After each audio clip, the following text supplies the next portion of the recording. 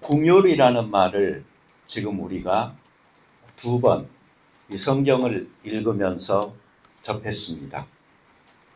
그런데 어떤 느낌이 드세요? 조금 먼 옛날 같은 느낌이 들지 않습니까? 이 궁율이라는 말은 전통적으로 보면은 종교적으로 또 문학적으로 표현하는 좋은 말이지만 요즘 생활에서 실제로 이 말을 사용하는 사람이 별로 없습니다. 그러니까 누가 궁율이라는 말을 쓰잖아요. 그러면 박물관에 가셔야 될 분인데 어떻게 아직도 걸어 다니시나 아마 이럴 정도로 굉장히 나이 든 옛날 분들 정도가 아직도 쓰시는 그런 말일 뿐인 것 같습니다. 그러다 보니까 오해도 생깁니다. 대체적으로 궁율이라고 하잖아요. 그러면 우리는 긍정적으로 무엇을 하는 것으로 생각하기보다는 부정적으로 무엇을 안 하는 것 정도로 생각하는 경우가 많아요. 벌 주지 않는 것, 사람을 혹사시키지 않는 것, 잔인하지 않는 것, 이런 것 정도로 생각하는 경우가 많습니다. 하지만 이 도움을 주고 또 친절하게 대하고 선하게 살려고 하고 남을 대접하려고 하는 이러한 적극적인 것들이 실제로는 궁율인 것이고, 그렇기 때문에 우리는요 살면서 나도 모르게 궁율을 행하고 있는 경우가 대단히 많습니다.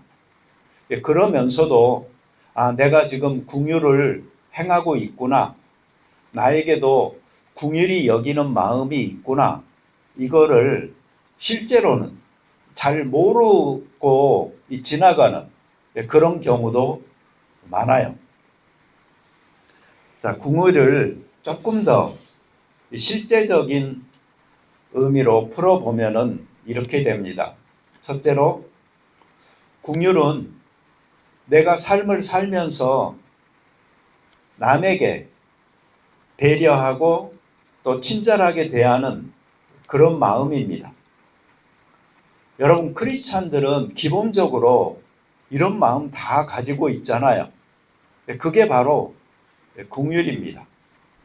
살면서 나만 생각하지 않는 자세, 내 옆에 누군가가 있구나, 같이 살아가는 공동체구나, 여기는 그 모든 마음들이 바로 궁율한 마음인 것입니다. 특별히 상대방의 입장에 내가 서서 그 사람의 처한 상황을 이해하려고 하고 또 그 사람에게 맞는 따뜻한 말과 행동을 할 수 있다면은 이 궁율함이 넘치는 것이죠. 길에서 누가 넘어져 있으면 그 다친 사람을 그냥 지나치지 않고 도와줄 수 있다는 것, 이 궁율이 여기는 마음입니다. 남의 아픔을 보고 외면하지 않고 실제로 내가 멈춰 서서 손을 내밀어 돕는 이러한 행동은 궁율함의 어떤 대표적인 예가 된다라고 생각합니다. 우리가 베푸는 작은 친절, 또 건너는 격려하는 말, 이런 것들이 다 궁율인 것입니다. 이 말 한마디로 천냥 빛을 갚는다라는 속담처럼 따뜻한 말 한마디가 얼었던 사람들의 마음을 녹이고 또 용기 잃은 사람들의 마음에 힘을 북돋아 줄 수 있는 것인데, 평소에 남에게 사랑이 많고 친절하게 대하는 그 사람들이 바로 궁율을 베푸는 사람인 것입니다. 두 번째로, 긍휼은 사람의 영혼, 사람의 생활, 그 인생에 대한 그 연민과 위로의 감정입니다. 사람이라면은 모름지기 누군가가 아프거나 어려울 때 마음으로 함께 느끼고 슬퍼할 줄 알아야지요. 연민의 마음을 갖는 것, 이것은 우리가 아직 사람이구나 하는 사실을 스스로가 느끼고 확인할 수 있는 것입니다. 요즘 사람답지 않은 사람들도 가끔 있잖아요. 남을 불쌍히 여기고 도와주려는 이 따뜻한 마음이 있다는 것이 얼마나 귀한지 모릅니다. 실수하거나 잘못한 사람이 있더라도 그 사람을 정죄하지 않고 이해하고 용서해 주려고 하는 것, 조건 없이 받아들이는 그 마음이 바로 긍휼함입니다. 요즘 얼마나 이 사회가 경쟁이 심합니까? 그러다 보니까 나고 됐다라고 생각해서 살아갈 용기를 잃어버리고 스스로 차별받는다라고 생각하는 사람들도 많이 생겨납니다. 그런데 이런 사람들에게 가까이 다가갈 수 있는 마음, 이건 역시도 우리가 긍휼하게 여기는 모습이라고 볼 수 있습니다. 여러분, 이런 점에서 보면 긍휼을 여러분들도 정말 많이 갖고 있는 겁니다. 세 번째로 긍휼은요, 내 삶을 내가 사는 것 중요하지만 다른 사람들의 복지, 그 행복에 대하여서도 관심을 가지고 그러한 사람들을 도와주려고 하는 것, 그게 바로 긍휼함입니다. 나만의 행복을 추구하지 않는다는 거 정말 소중한 삶인 것이죠. 경제적으로 어려운 이웃을 위해서 기부도 하고 봉사도 하는 것, 단순하게 불쌍히 여기는 그 마음을 넘어서 실제로 그들의 고통을 내가 공감하고 도움을 주는 것, 이것이 바로 긍휼의 실천인 것입니다. 여러분, 긍휼하면은 우리는 나보다 형편이 더 낫거나 사회적 지위나 신분이 나보다 더 높거나 이런 사람 별로 생각하지 않잖아요. 그런 사람들에게 내가 잘 보이려고 하고 뭔가 더 주려고 하고 하는 것은 아부요, 아첨이요, 뇌물이요, 내 출세를 위한 디딤돌 쌓는 방식이라고 생각되는 것이지, 그걸 우리는 긍휼이다라고 말하지 않아요. 긍휼이라는 것은 나보다 더 어렵고 힘들고 괴로운 사람들을 향한 마음인 것입니다. 그래서 성경에 보면은 나그네, 고아, 과부 이런 사람들에게 너희들이 긍휼함을 베푸라, 하나님의 자비를 너희들이 행하라 라고 말하고 있어요. 근데 이것도 문화가 그리고 시대가 달라지다 보니까 좀 새로운 해석이 필요한데요. 우리 그 이민자들이라는 그 입장, 우리의 상황과 연결지어서 생각해 보면은 나그네는 어떤 사람들이죠? 여기에 유학 온 사람들, 워킹 홀리데이로 온 사람들, 여행으로 또는 방문으로 온 사람들, 언어도 다른 곳, 문화도 다른 곳에 와서 적응하기 힘든 사람들, 어디가 어디인지 방향조차 몰라서 고생하는 사람들, 그런 사람들이 바로 나그네인 것입니다. 또 여기 고아와 가부는 다른 말로 하면은 외로운 사람들이고 또 경제적으로 이 불이익받는 입장에 있는 사람들을 의미하는 것입니다. 그러다 보니까 당연히 요즘에 그 카테고리로 보잖아요. 그러면 어린 아이들, 노약자들 또는 홈리스, 요즘은 렌트값이 너무 올라서 렌트하고 있는 사람들도 포함돼요. 그리고 홀로 아이들을 키우는 사람들, 이런 사람들 해당된다고 볼 수가 있습니다. 궁율은 이런 사람들에 대한 배려, 친절, 연민, 위로, 그리고 복지, 도움, 이런 것들을 의미하는 것입니다. 이 브루스라는 분이, 여기 우리 교회 브루스가 아닙니다. 브루스라는 분이 이런 말을 했어요. 궁율이라는 것은 도덕 세계의 자기 행동 법칙이다. 브루스 이 말 이해했어요? 어려운 한국말들이 계속돼가지고 조금 어렵죠? A self-acting law of the moral world.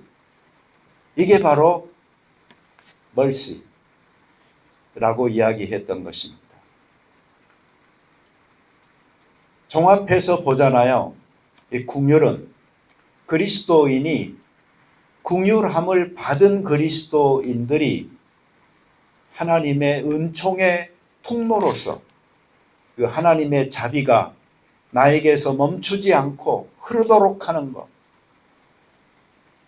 내가 받은 축복이 나에게서 끝나지 않고 남에게 전달되게 흘려보내는 것, 내가 받은 물질적 축복이 남에게 흘러 들어가도록 하는 것, 내가 받은 하나님께 받은 그 용서가 다른 사람들에게 흘러갈 수 있도록 하는 그러한 모든 것들이 바로 궁율함이다 라고 이야기할 수 있는 것입니다.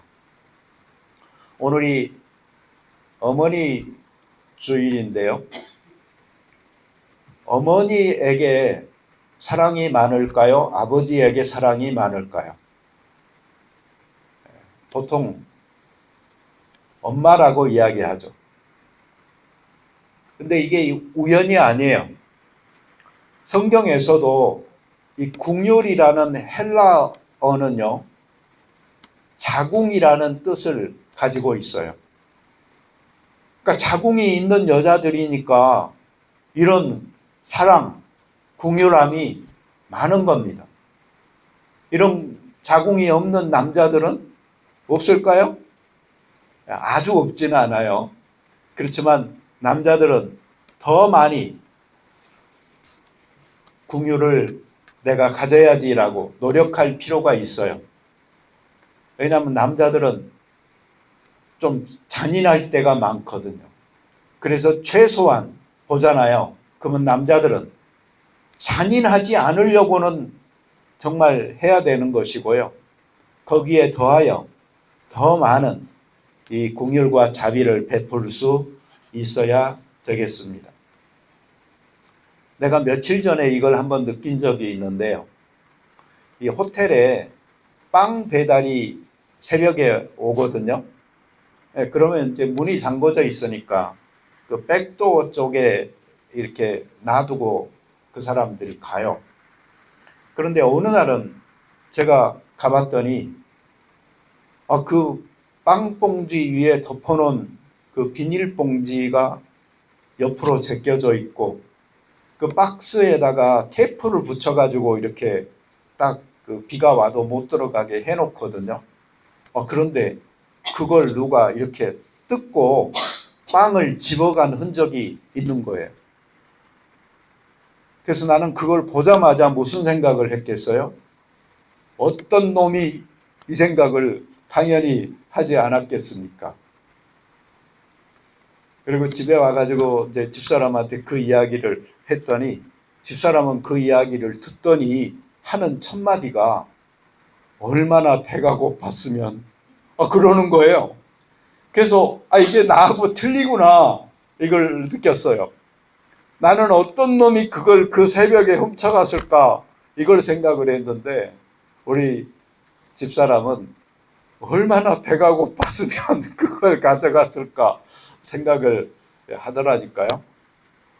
이 자궁이 있는 그 여자들은 그래서 그런지 이 궁율과 사랑함으로 또 어머니로서 이 세상을 섬기고 많이 변화시켜 왔습니다. 우리 남자들 많이 자비롭지는 못하더라도요, 최소한 우리 잔인하게 하지는 말고 완고하게 하지는 말고 그렇게 우리 자신 속에 있는 사랑을 좀 가꾸어 보십시다. 자, 이제 제가 말씀드리고 싶은 것은 궁율이 아닌데 궁율이라고 우리가 착각하는 것들이 또 몇 가지 있습니다. 첫째는 느낌이나 생각. 이것은 궁율이 아닙니다. 이 부분은 지난주에도 제가 말씀을 드렸지요. 안 됐다, 불쌍하다, 도와주고 싶다, 뭐 이런 마음이 들었다고 해서 내가 궁율을 베푼 거 아닙니다.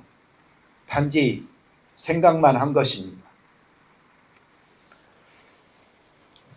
둘째로요, 무엇이든지 다 좋습니다.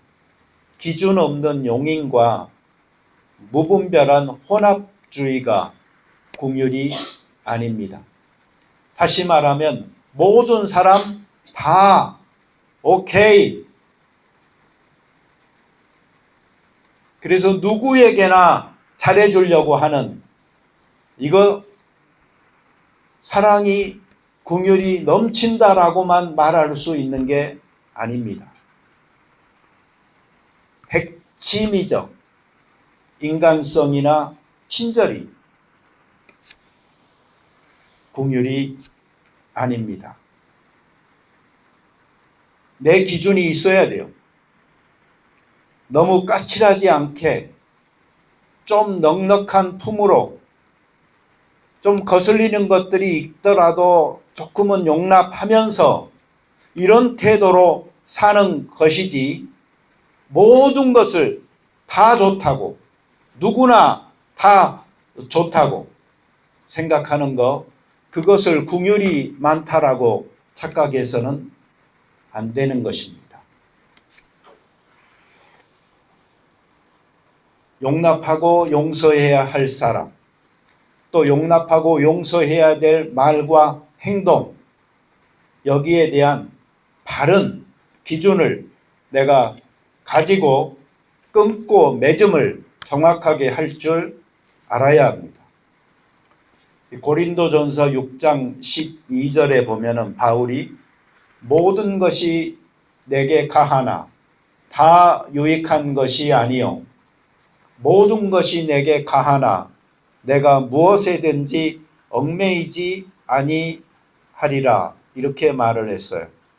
사실 이 말로는 얼른 이해하기가 힘들잖아요. 그런데 현대어 성경에서는 이것을 아주 잘 풀어서 설명을 했는데 우리에게나 그리스도께서 금하신 것 외에 원하는 것은 무엇이나 할 수 있는 자유가 있습니다. 그러나 그 중에는 유익하지 않은 것이 종종 있으므로 비록 허락된 일일지라도 쉽게 빠져나올 수 없도록 우리를 유혹하는 일이라면 거절하겠습니다. 이렇게 풀어서 설명을 잘 해주고 있습니다. 세 번째로 긍휼이 아닌 게 뭐냐면요. 내가 모든 사람을 다 만족하게 해줘야 한다라는 그런 기쁨조와 같은 강박감, 이것이 긍휼이 아닙니다. 모든 사람을 만족시키는 것은요, 하나님도 할 수 없습니다. 하나님도 못하는 일을 우리가 하려고 하면은 어떻게 해야 될까요? 뼈 빠지고 골로 갑니다. 자기 나름대로의 성서적인 분명한 기준을 가지고 선도 행하고 긍휼도 행할 수 있어야 하는 것입니다. 신앙이 좋다는 그리스도인들이 시달리는 감정 중 하나가 뭐냐면요, 바로 이런 부분이에요. 훌륭하게 잘 살아야지 하는 생각을 하다 보니까 계속 마음이 다쳐요. 상실감을 가져요. 그러다 보면 자기 연민에 빠져요. 내가 왜 이렇게 살까? 우울해져요. 그러다 보면 나중에는 다 나쁜 놈들 이렇게 되고요. 자기 자신의 그 인격조차도 허물어 버리는 경우가 생겨나는 것입니다. 제가 이 부분 설교 준비하고 있는데 제 한국에 있는 친구에게서 카톡이 왔어요. 요한 1서 4장 19절 21절 말씀을 보내줬어요. 우리가 사랑함은 그가 먼저 우리를 사랑하셨습니다. 누구든지 하나님을 사랑하노라 하고 그 형제를 미워하면 이는 거짓말하는 자니 보는 바 그 형제를 사랑치 아니하는 자가 보지 못하는 바 하나님을 사랑할 수 없느니라. 우리가 이 계명을 주께 받았나니 하나님을 사랑하는 자는 또한 그 형제를 사랑할지니라. 아멘. 이 성구와 함께 딸려온 찬양이 하나 있었는데 그 공명이 주 사랑 놀라와 하는 찬양이었습니다. 주님의 그 놀라운 사랑을 먼저 경험한 사람들이 주변의 사람들에게 나누어 주는 것입니다. 우리가 긍휼을 나누어 주면은 하나님은 계속해서 더 많은 긍휼을 우리에게 나누어 주십니다. 다른 사람을 긍휼히 여겨 허물을 덮어 주어야 하고 우리가 손해를 보고 잘못을 범하였을지라도 불쌍히 여겨서 용서해 주려고 하는 마음을 가지고 대하는 것, 이것이 바로 하나님의 자비하신 마음으로 내가 남을 대하는 것입니다. 이 욥기서에 있는 말씀인데요. 이 말씀을 한번 살펴보세요.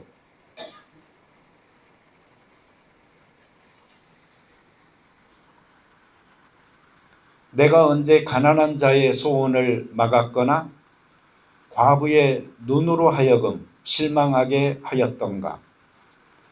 나만 혼자 내 떡덩이를 먹고 고아에게 그 조각을 먹이지 아니하였던가? 실상은 내가 젊었을 때부터 고아 기르기를 그의 아비처럼 하였으며 내가 어렸을 때부터 과부를 인도하였노라.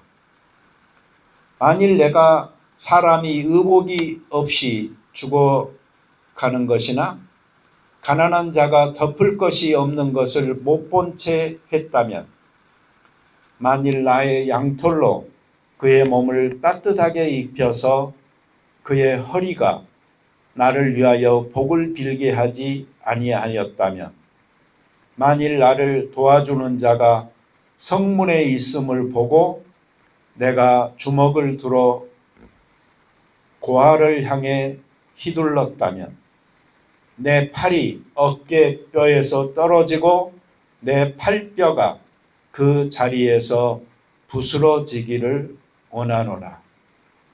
욥기 31장 16절 22절의 말씀인데요.